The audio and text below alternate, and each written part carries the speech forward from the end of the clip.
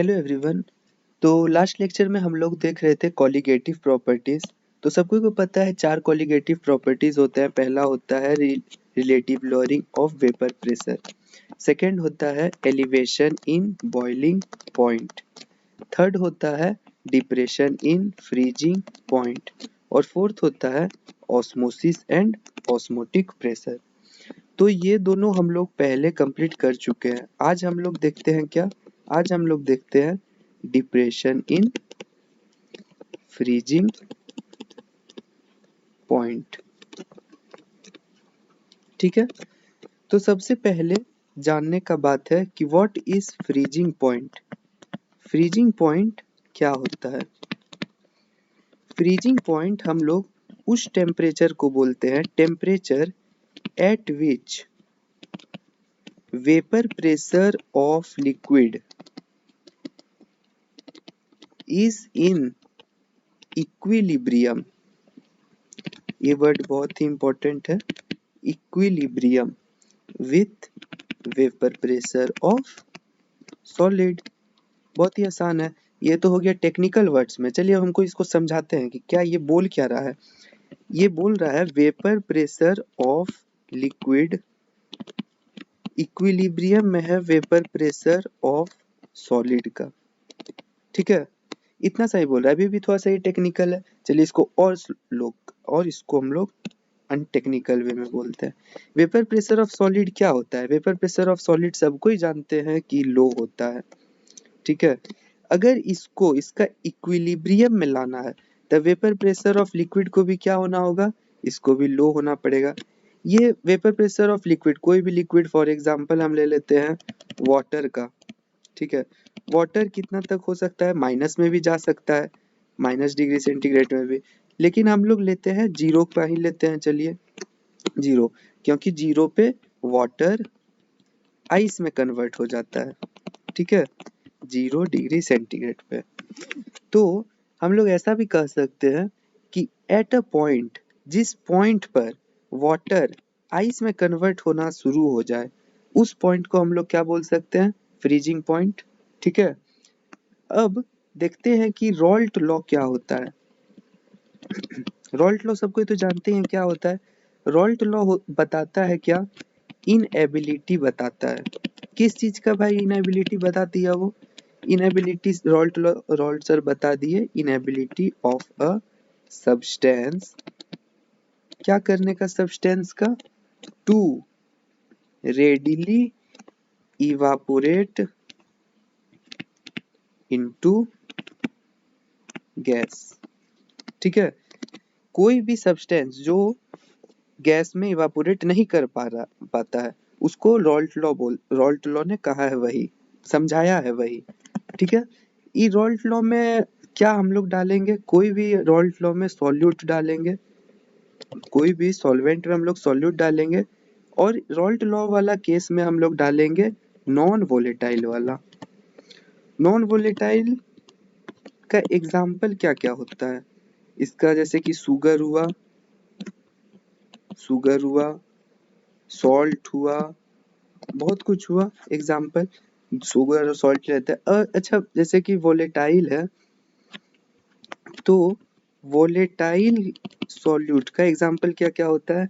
Volatile का होता है जैसे कि अल्कोहल हो गया, वोलेटाइल हो गया, मरकरी हो गया वोलेटाइल। अगर इसको छोड़ दीजिएगा, हाथ में रख दीजिएगा तो देखिएगा 5 मिनट में गायब हो जाएगा। वोलेटाइल मतलब कि वो उड़ जाता है तुरंत, और ये उड़ता नहीं है तुरंत। ठीक है, अच्छा एक चीज समझाते हैं हम। ठीक है, हम लोग देखे थे बॉइलिंग पॉइंट इंक्रीज कर जाएगा जब हम लोग नॉन वोलेटाइल सॉल्यूट डालेंगे, और फ्रीजिंग पॉइंट डिक्रीज कर जाएगा। ठीक है, इसको हम लोग बोलते हैं एलिवेशन इन बॉइलिंग पॉइंट, और इसको हम लोग क्या बोलते हैं? Depression in freezing point. आज हम लोग क्या पढ़ेंगे? आज हम लोग ये वाला चीज पढ़ेंगे। ठीक है, कि कैसे क्या क्या प्रोसेसेस होते हैं। बहुत सारे अलग अलग प्रोसेस होते हैं। तो जब भी हम लोग नॉन वोलेटाइल सॉल्यूट डालेंगे तो एक बात का ध्यान रखिएगा कि क्या होगा, वेपर प्रेशर जो होगा वो डिक्रीज कर जाएगा। ठीक है, नॉन वोलेटाइल सॉल्यूट डालने के साथ सॉल्वेंट का सॉल्यूशन का वेपर प्रेशर डिक्रीज कर जाएगा। तो एक पीडीएफ में देखते हैं। The freezing point of a substance may be defined as the temperature, temperature define कर सकता है, at which vapour pressure of a substance, कोई भी सब्सटेंस का vapour pressure in its liquid phase, liquid वाले का vapour pressure is equal to the vapour pressure of solid phase, मतलब solid phase का वेपर प्रेशर के जब वो इक्वल में हो जाएगा, जैसे कि अभी मैंने समझाया, उस पॉइंट को हम लोग कहेंगे freezing point. When a non volatile solute is added to the solvent its vapour pressure decreases, vapour pressure क्या कर जाएगा, उसका डिक्रीज कर जाएगा, and now it would become equal to that of solid solvent at lower temperature, thus freezing point of the solvent decreases. ठीक है, अगर हम लोग नॉन वोलेटाइल सॉल्यूट ऐड करेंगे सॉल्वेंट में तो वेपर प्रेशर उसका डिक्रीज कर जाएगा, और जो कि इक्वल हो जाएगा किसका, सॉलिड सॉल्वेंट का, किस टेम्परेचर पे, बहुत ही कम टेम्परेचर पे। ठीक है, तो फिर क्या होगा उसके कारण होगा कि क्या, फ्रीजिंग पॉइंट सॉल्वेंट का डिक्रीज कर जाएगा, मतलब कि जो सॉल्वेंट जैसे कि ज्यादा टेम्परेचर पे करता था तो अब वो कम टेम्परेचर पे वो फ्रीज करने लगेगा। एक यहाँ पर है delta T F is equal to T not F minus T F, where T F is the freezing point. अच्छा, हम ये वाला बताते हैं। एक हम लोग इसके लिए ग्राफ बना लेते हैं। ठीक है, एक साइड हम लोग रखते हैं वेपर प्रेशर वीपी हम दे सकते हैं, ठीक है, और एक साइड रख लेते हैं टेम्परेचर। ठीक है, अब हमारे पास हम एक एग्जांपल लेकर के चलते हैं वाटर का। ठीक है, वाटर हम लोग ऐसे करके मिला दिए, वाटर का मान लेते हैं कि ऐसे है। ठीक है, अब इसमें हम लोग क्या करेंगे, इसमें हम लोग थोड़ा सा नॉन वोलेटाइल सॉल्यूट ऐड कर दिए। क्या कर दिए, नॉन वोलेटाइल सॉल्यूट ऐड कर दिए। तो नॉन वोलेटाइल सॉल्यूट ऐड करेंगे तो क्या होगा, वेपर प्रेशर डिक्रीज कर जाएगा, वेपर प्रेशर डिक्रीज कर जाएगा तो इसका ग्राफ नीचे आएगा कहीं पर। ठीक है, जगह जैसे कि फॉर एक इससे एक्सपेरिमेंट करते हैं कि इस पॉइंट इस टेम्परेचर पर वेपर प्रेशर इसका ज्यादा है, इसका वेपर प्रेशर कम है, तो वेपर प्रेशर ये डिक्रीज करेगा, ये प्रूफ होगा कि वेपर प्रेशर डिक्रीज वाला ही मैंने ग्राफ बनाया है। ठीक है, इसको थोड़ा मिटा देता हूँ।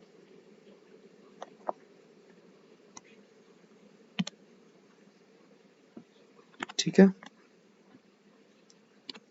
चलिए कोई बात नहीं।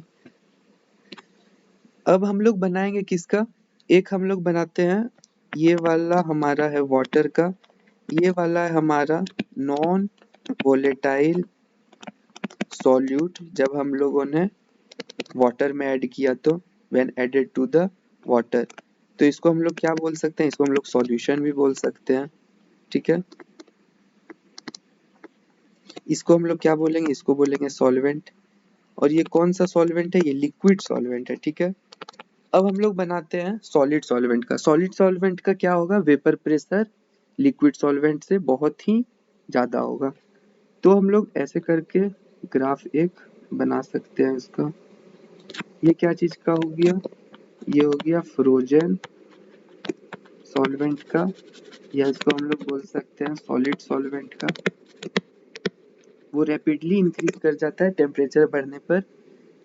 ठीक है, तो हम लोगों को यहाँ से दो पॉइंट मिला, एक पॉइंट ये वाला और एक पॉइंट ये वाला। पहला वाला पॉइंट को हम लोग क्या से रिप्रेजेंट करते हैं, पहला वाला पॉइंट को टी एफ से चलिए रिप्रेजेंट कर लेते हैं, और सेकेंड वाला पॉइंट को क्या करते हैं, टी नॉट एफ। ठीक है, यहाँ पर हम लोग ने लिया टी एफ को, टी नॉट एफ को freezing point of pure solvent, freezing point of pure solvent, T not F को freezing point of pure solvent, ये वाला पॉइंट है, ये प्योर सॉल्वेंट का फ्रीजिंग पॉइंट, और टी एफ को हम लोगों ने लिया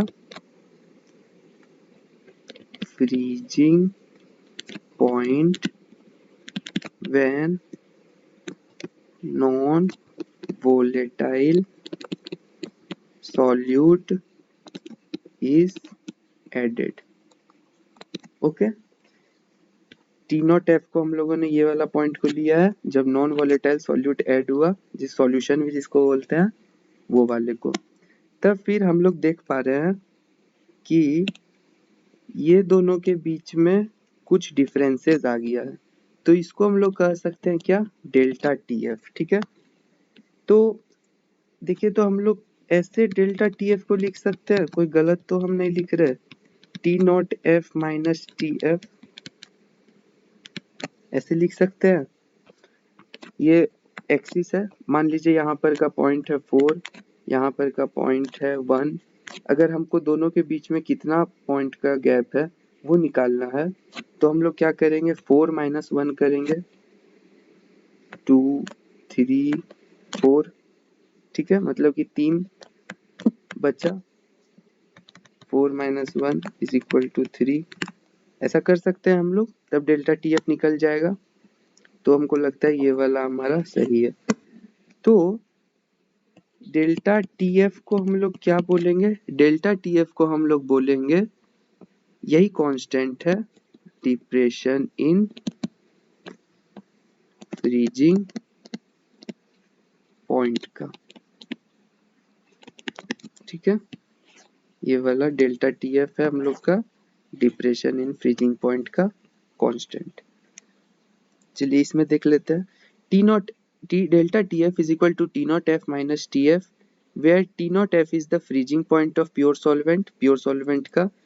TF is the freezing point when non-volatile solute is added। वो non-volatile solute जब हम लोगों ने ऐड किया था, is dissolved, is known as depression in freezing point। इसको हम लोग डेल्टा TF को क्या बोलते हैं, डिप्रेशन इन फ्रीजिंग पॉइंट। अब डेल्टा TF को हम लोग क्या लिख सकते हैं, KF इंटू M। ठीक है, ये कैसे आया, चलिए देखते हैं। डेल्टा TF को लिख सकते हैं हम लोग KF into M। Delta TF क्या होता है, delta TF is directly proportional to molality। Molality से वो डायरेक्टली प्रोपोर्शनल है। क्यों, क्योंकि मोलैलिटी का क्या होता है फॉर्मूला, मोल्स ऑफ सॉल्यूट बटा केजी ऑफ सॉल्वेंट। तो हम लोग यहाँ पर सॉल्यूट और सॉल्वेंट का ही कुछ भी कर रहे हैं, जब हम लोग नॉन वोलेटाइल सॉल्यूट ऐड कर दे रहे हैं, ये वो कर दे रहे हैं, तो इसको हम लोग लिख सकते हैं delta T F is equal to K F into M. K F को मान लेते हैं एक कांस्टेंट, ठीक है, जो कि किस पे कर रहा है, डिपेंड कर रहा है सॉल्वेंट पर, कह सकते हैं हम डिपेंड कर रहा है सॉल्वेंट पर। अब इसी का नाम है कुछ कुछ, नाम क्या है, फ्रीजिंग पॉइंट डिप्रेशन कांस्टेंट।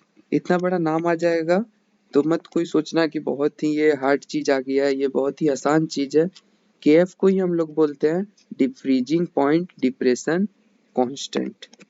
ठीक है, और इसको हम लोग क्या क्या बोलते हैं, और हम लोग बोलते हैं मोलल डिप्रेशन कांस्टेंट और कायरोस्कोपिक कांस्टेंट। ये दो नाम बहुत ही मतलब कम ही आता है, फ्रीजिंग पॉइंट डिप्रेशन कांस्टेंट से ही ये जाना जाता है। ठीक है, where kf is delta tf is equal to kf into m, where kf is known as freezing point depression constant और मोलल डिप्रेशन कांस्टेंट और कायरोस्कोपिक कांस्टेंट। ठीक है, यहाँ तक तो किसी को डाउट नहीं।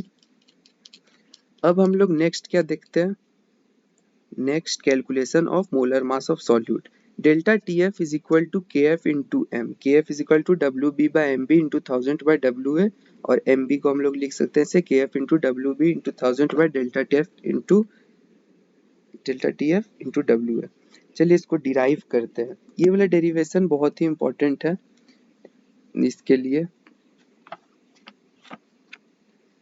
जे डबल ई के लिए बहुत ही इम्पोर्टेंट है ये, तो थोड़ा ध्यान से इसको देखना होगा। ठीक है, चलिए हम लोग लेते हैं जैसे W2 लेते हैं gram of solute, molar mass को लेते हैं हम लोग M2, W1 लेते हैं ग्राम ऑफ सॉल्वेंट, और डेल्टा TF लेते हैं। डेल्टा TF को हम लोग क्या लिखेंगे, डिप्रेशन इन फ्रीजिंग पॉइंट। ठीक है, डेल्टा TF को हम लोग लिखेंगे डिप्रेशन इन फ्रीजिंग पॉइंट। अब हम लोग जानते हैं डेल्टा TF का फॉर्मूला क्या है। डेल्टा TF का फॉर्मूला है KF इंटू M। हम लोगों ने ऊपर में देखा delta TF is equal to KF into M। ठीक है, अब यहाँ पर M क्या है, M है मोलैलिटी। मोलैलिटी का क्या है formula, moles of solute divided by kg of solvent. इसको हम लोग लिख सकते हैं मोल्स ऑफ सॉल्यूट को gram of solute divided by molar mass of solute, और kg ऑफ सॉल्वेंट को लिख सकते हैं ग्राम ऑफ सॉल्वेंट डिवाइडेड बटा 1000। किसी को कुछ डाउट तो नहीं है? तो जैसे कि यहाँ पर ग्राम ऑफ सॉल्वेंट है, ठीक है, ग्राम ऑफ सॉल्यूट है। ग्राम ऑफ सॉल्यूट को हम लोग यहाँ से लेते हैं W2 करके, ठीक है, W2 molar mass of solvent है, मोलर मास ऑफ सॉल्यूट है। ठीक है, मोलर मास को हम लोग क्या लेंगे यहाँ पर से M2 इंटू M2, और ग्राम ऑफ सॉल्वेंट है। ग्राम ऑफ सॉल्वेंट को हम लोग क्या लेंगे ऊपर से, ग्राम ऑफ सॉल्वेंट को हम लोग लेंगे W1। ठीक है, M2 बटा W1 बटा 1000 कर सकते हैं। ये फिर से हम इरेज करके यहाँ पर M2 लिख देते हैं। ठीक है,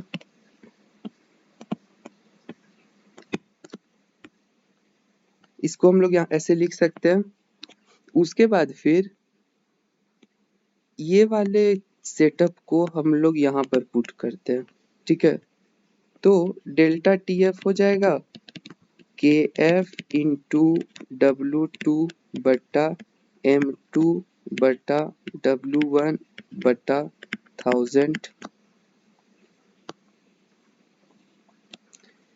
अब ये वाले को हम लोग लिख सकते हैं KF into W2 into 1000 divided बटा M2 इंटू W1। किसको लिख रहे हैं, डेल्टा TF को।